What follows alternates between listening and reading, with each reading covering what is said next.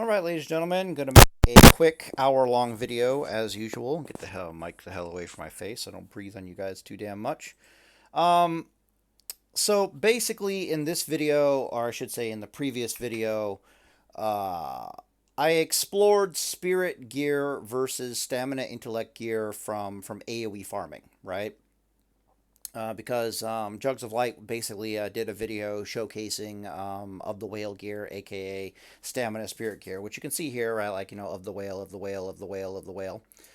And the first pit stop for questioning is, does spirit gearing on your paladin benefit or improve AoE farming paladin anything at all? Like, blah, blah, blah, blah. Turns out from that video, and I think I still have all the math and the stuff down here. So I started with the, going out in the world, going out in the world, Control Z, and, checking how much damage are the mobs doing to us, at what level, what's their HP at certain levels, yada, yada, yada, blah, blah, blah, blah, blah. And then crunching all the numbers and looking at what the situation and life would be like, how long is it going to take us, blah, blah, blah, blah, blah, how much HP are we losing, yada, yada, yada. Again, very, very long video that basically showed that the gains that you're getting from having some spirit gear when you're AoE farming Paladin are relatively minimalistic. So, for example, here I was like, well, we only need about 3,000 mana, therefore we can ignore 900 mana from the pure stamina intellect gear and put on like about 4 or 5 pieces of stamina intellect gear, literally going minus 60 intellect and plus 60 spirit. And we made our kill times go from something like 15 seconds to like 110 seconds or something like that. So it was a small efficiency gain, but it was an efficiency gain. The TLDR basically on that is when you do all factors. So, for example, you're pulling 5 mobs, you're consecrating them down. You're spending 15 seconds to gather 5 mobs, and then you're spending the 70 seconds, which is right here, right? The 70 seconds to burn them down. And then you're spending the 20 some or so odd seconds recovering, even with the spirit gear, and rinse and repeat. You're basically killing 5 mobs every 110 seconds, which is 22 mob kill time, 22-second mob kill times, which is stupidly, insanely good. If you don't know anything about classic World of Warcraft leveling whatsoever, just know that 22 seconds all told to kill a mob is incredibly good. Two-handed paladin can't do that. One-handed single target paladin of any kind can't do that. Mages even struggle to do that. So single target mage leveling is considered it's a very speedy way of leveling. One of the fastest leveling speeds in the game is not mage AoE farming, it's just mage killing a single mob at a time, one at a time, one at a time. Literally blowing up the mob and then drinking, blowing up a mob and then drinking, blowing up a mob and then drinking. And when mages do that, the total kill time for them is about 20 seconds. It's about 20 seconds for them to kill a mob and then drink. All told, it's about 20 seconds. They're blowing up the mob in like 10 seconds, and they're spending like 10 seconds to drink, and then that's actually less. It's like 8 seconds to drink, and then like 2 seconds to find the next mob, and rinse and repeat, rinse and repeat. So even one of the fastest levelers in the game is only 20 seconds per mob kill.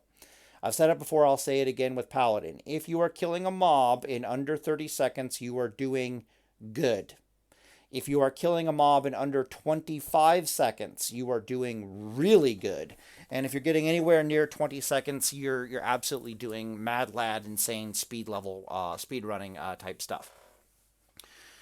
Okay, so the TLDR on the Spirit Gear AoE farming was that it improves it, but not significantly so. Our kill times literally went from like 115 seconds to like 110 seconds, and that was like as good as I could possibly get it. So the next pit stop I had on my brain was basically this.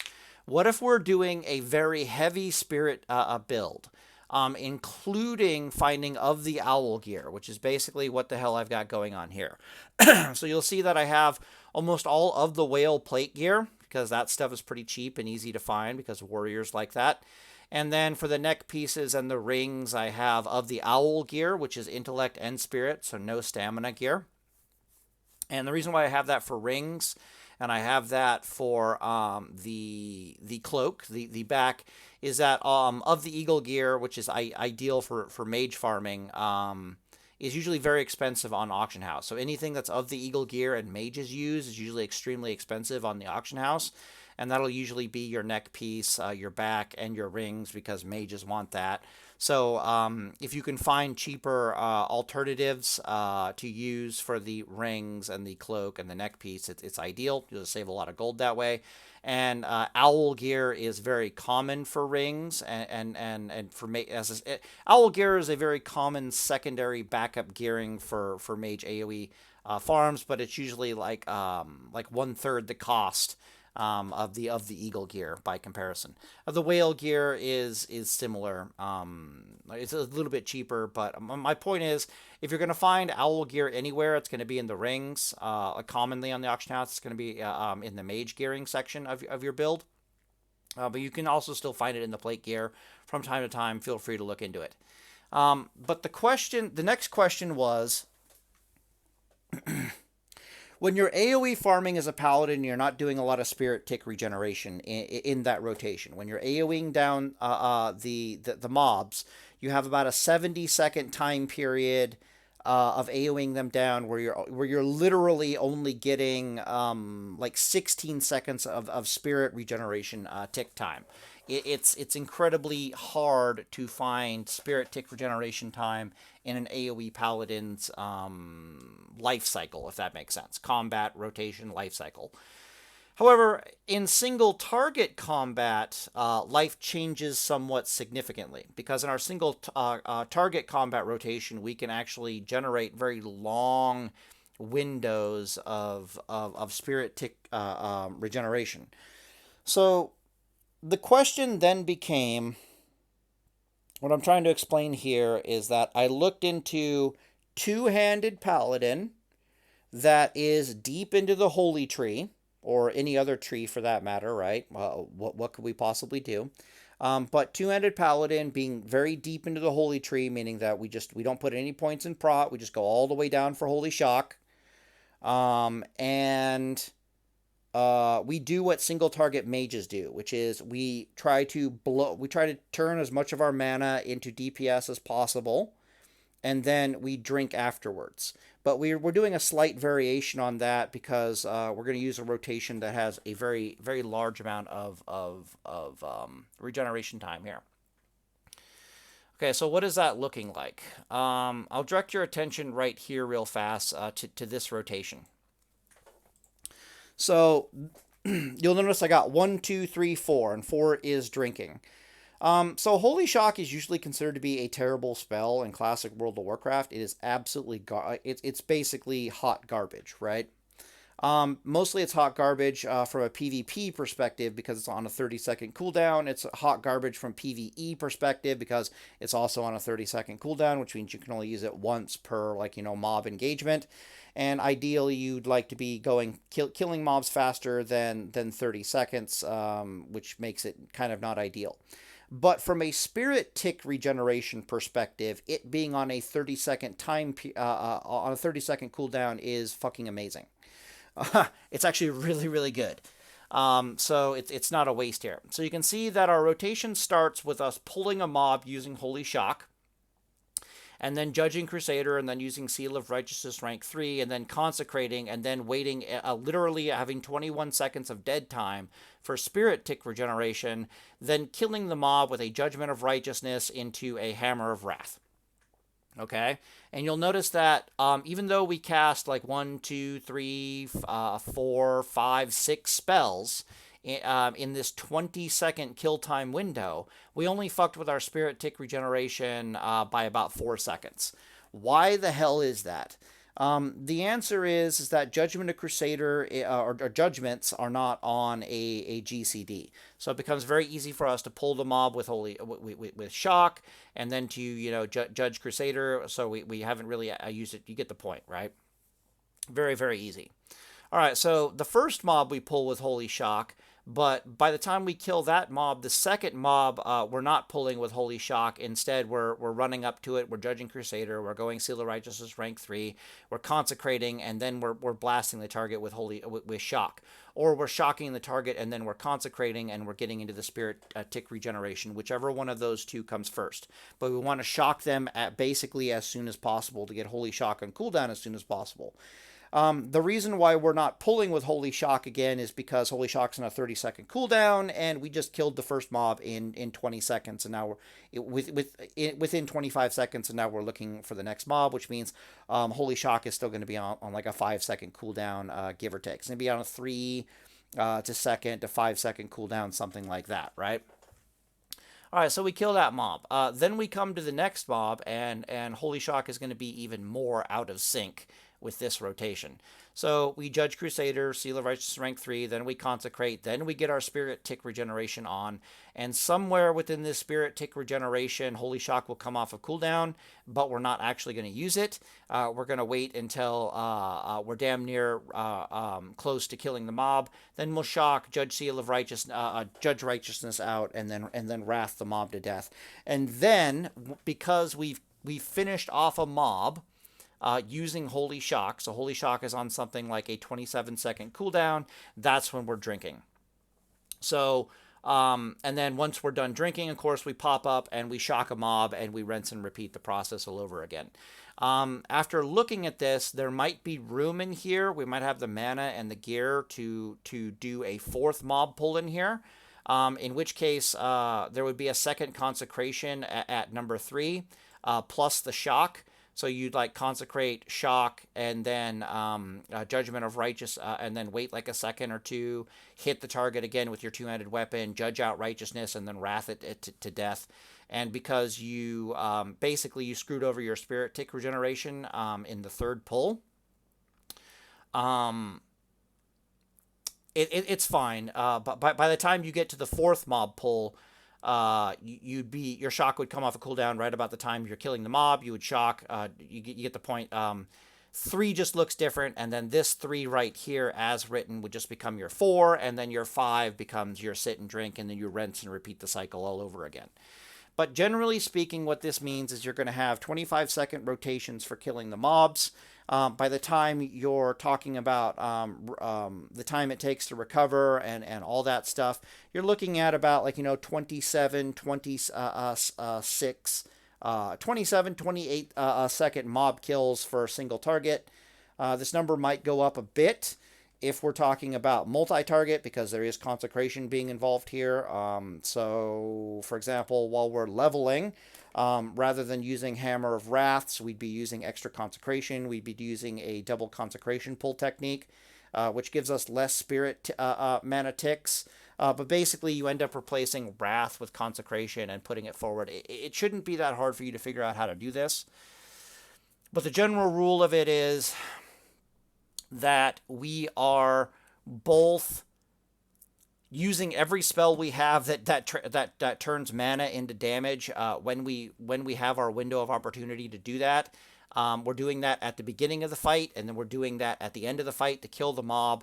And then in between doing that, we're doing it as we're getting as many Spirit tick regenerations as is physically possible.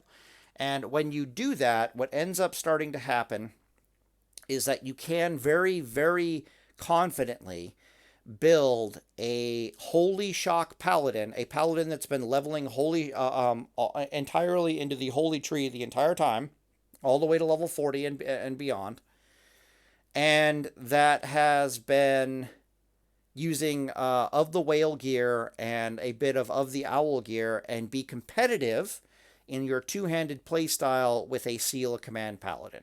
So Seal of Command Paladins, when it's all said and done, unless they're going out of the way to semi-twink themselves while leveling, they have about 30-second kill times when you factor in recovery and everything else. It's close to about a 28, 27-second kill time when you factor in everything. Just because they spend a lot of mana getting punched in the dick a lot.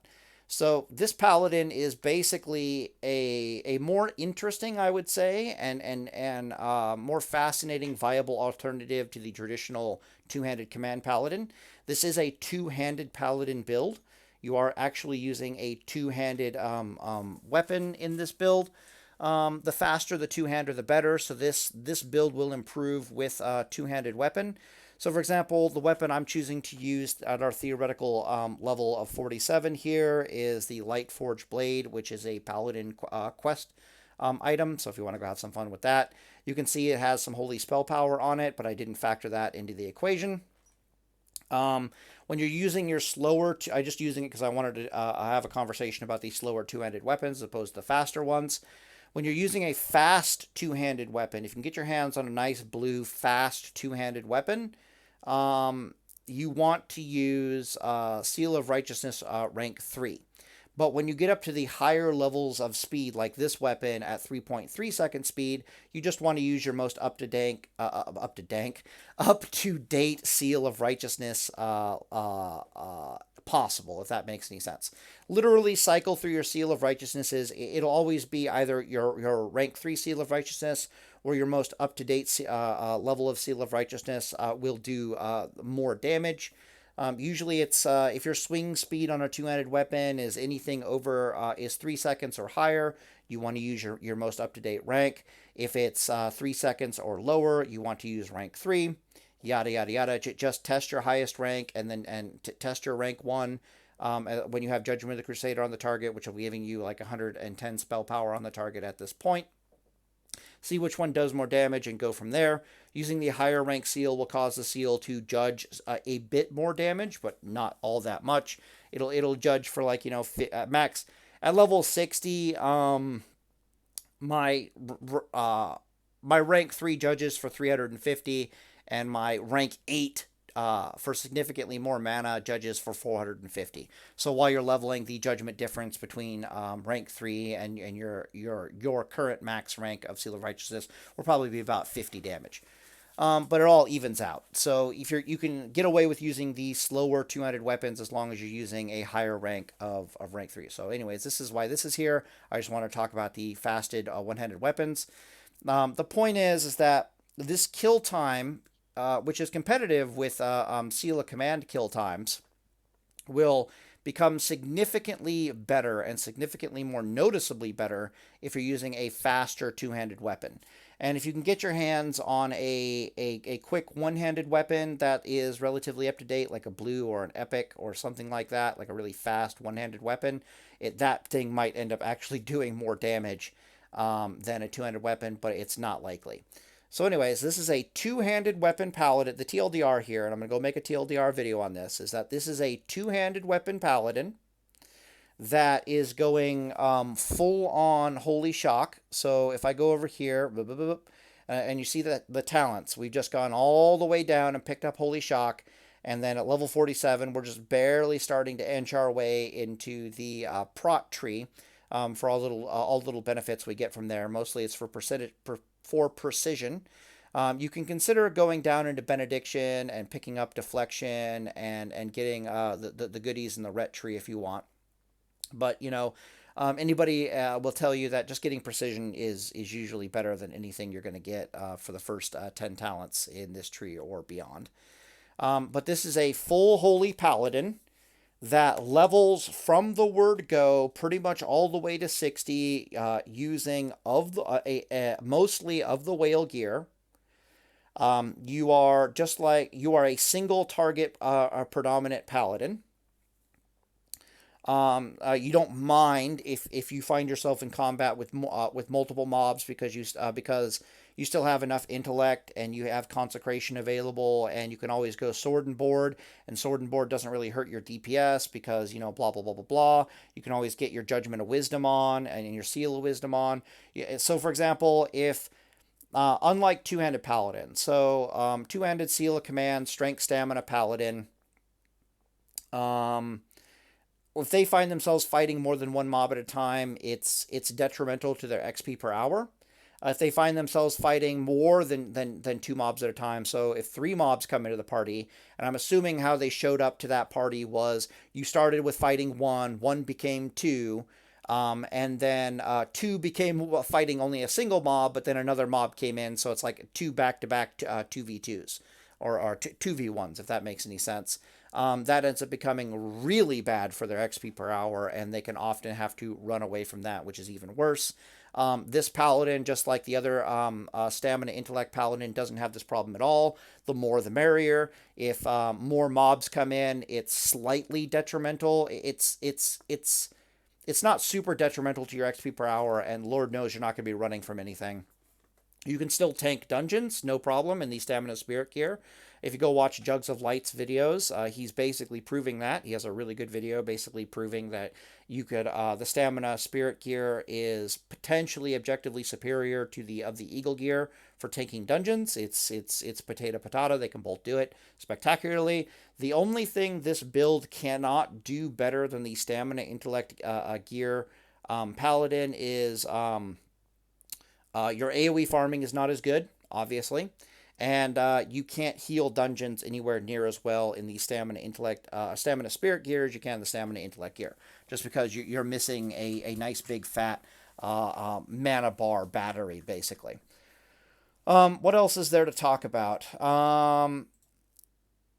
There's a theoretical possibility that Seal a Command Paladin is really good if you're using Stamina Spirit gear. I need to look into it, but there's a lot of gear out there that has Strength, Stamina, Spirit, Strength, Stamina, Spirit, Strength, Stamina, Spirit.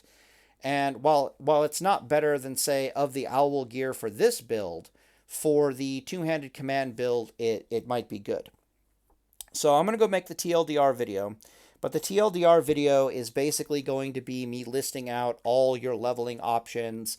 What are their strengths? What are their weaknesses? Actually, I'll make a longer video after that video. So I'll do a TLDR video on this video, and then I'll go make the my TLDR totality Paladin leveling guide video. Anyways, I'm in the video here in Deus Vault. I guess I will explain some of the things on the math here.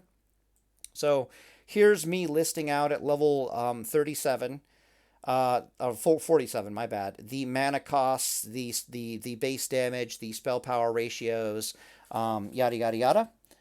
Basically to give me a number of like how much holy damage are we actually doing in one of these rotations. And the answer is we're doing about almost 1,000 holy damage in one of these rotations. This is the total amount of mana that doing one of these rotations is going to cost you. But if you look at Blessing of Wisdom and stuff down here, you'll see that we're regenerating this much mana inside of one of these rotations, which means that this red number of 531 is actually how much mana it's costing us to conduct one of these rotations. And then these are our stats up here. You can see we have 2,321 mana bar currently. And we're wearing, we don't have a single piece of gear on us that doesn't have a Spirit on it in some way, shape, or form. And you can very clearly see that we could support easily another mob pull in this rotation. So we can pull 1 mob, kill it, pull 2 mobs, kill it, pull 3 mobs, kill it, pull 4 mobs and kill it, and then we have to eat, then we have to drink, basically. Or it could be that we have to heal ourselves somewhere in here, and that'll just make up the difference, you know, blah, blah, blah, blah, blah. But the rotation checks out, the spirit ticking checks out, the stats check out, the mana checks out. This is just me looking at it from a pure theory crafting perspective. This is not me optimizing the build, right? So if we get down to the nuts and bolts and optimizing this build and doing this and doing that and yada, yada, yada, you can probably get these kill timers plus recovery time closer to, like, 25 seconds if you're really trying to optimize this build. This is just me looking for other viable gearing options for Paladin for us to, play with, test with, fuck with, have fun with, and or so on and so forth. So anyways, I'm Ed Video here, and Deus Vault, boys.